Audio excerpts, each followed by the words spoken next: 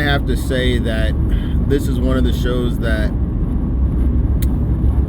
are out there so much, but they're underappreciated at the level that I personally believe it should have been scoped in. Dragon Ball Z was like a true reality check as far as you have to protect all the way till the bitter end, and sometimes even past that, you know, just coming back from the dead. Obviously that's fake, but it was one of those TV shows that like got me. I don't know if you can say emotional, but like it hit me to a point of like, I have to keep fighting. I just have to keep going. I gotta see how strong I can get.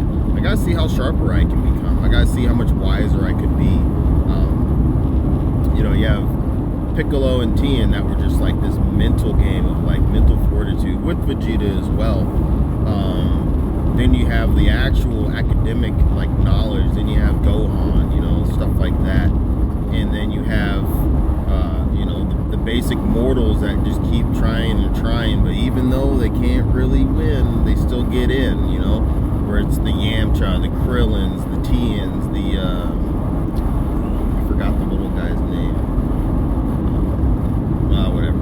And then you have the Saiyans. You have somebody that's just from out of this world, but they're willing to do what's necessary more than those around them. They're willing to give it their all, not as to showboat their power or their skills, but to win and to enjoy life. And that's where you have the Goku. You know, I would say Vegeta, but no, it's Vegeta's not that kind of guy. Like, he comes in to win.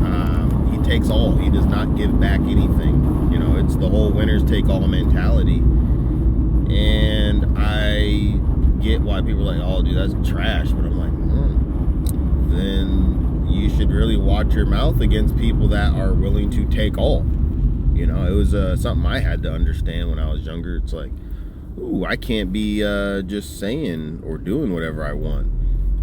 And so I was like, that crazy stuff. And then they brought on other characters, those that are just so hell-bent on power, and even worse than Vegeta. Like, they care about power so much is that they're willing to kill those close to them, kill those that were on the battlefield with them, which is just, you know, imagine being with somebody that isn't really working with you, but like you're working for them, and they don't care if they have to hurt you to get to the end. Which for me, I'm just like, peace out, man. That's a death trip I'm not going on. And it's where then you have the Brawlies, androids, 18, 17, 16 understanding life, Cell, a bio android that just didn't care. Like, he was just hell-bent on him and him alone, and everybody else was just food or sport.